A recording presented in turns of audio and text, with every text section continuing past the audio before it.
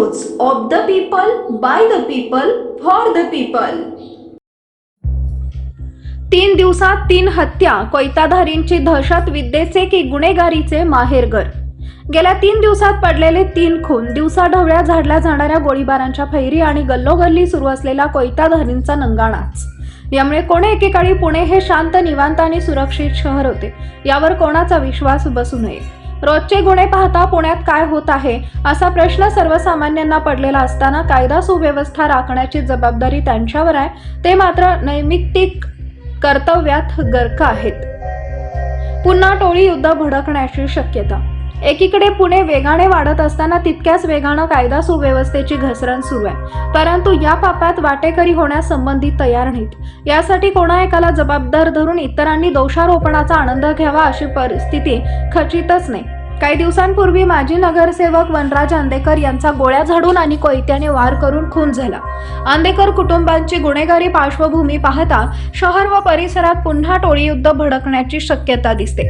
त्यापाठोपाठ शहराच्या अन्य भागांमध्येही खून, प्राणघातक हल्ल्यांच्या घटना सुरूच असून नागरिकांमध्ये दहशतीचा सावट आहे। खंडणी, चोऱ्या, जमीन बळकावणे इथपासून ते अंमली पदार्थांच्या व्यापारापर्यंत या गुन्ह्याचं वैविध्य आहे।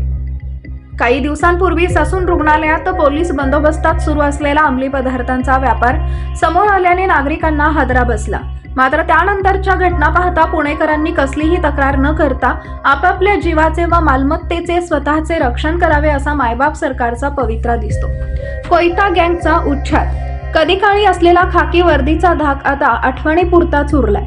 काही काळापूर्वी शहरात नवे पोलीस आयुक्त आले, त्यांनी सर्व टोळ्यांच्या प्रमुखांचे आयुक्तालयात परेड घेऊन गुन्हे आणि समाज माध्यमातून दहशत निर्माण कराल तर खबरदार असा दम भरला।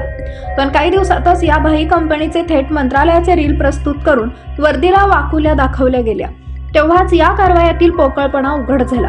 रात्रीचं मद्यपान करून अपघात वाढले की पब हॉटेलांवर बुलडोझर कारवाई आणि कोयता गँगचा उच्छाद वाढला की कोयते विक्रेत्यांवर बंधने।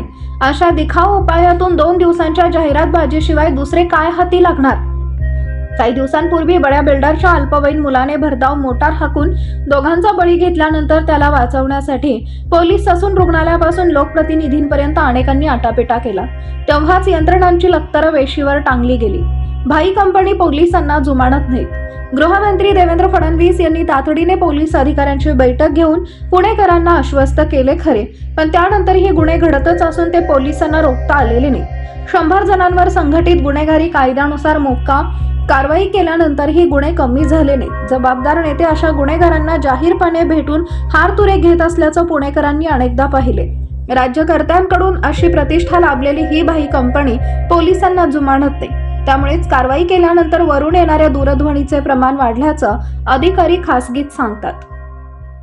पीपल न्यूज पाहण्यासाठी चॅनलला सबस्क्राईब करा व बेल आयकॉनला प्रेस करा।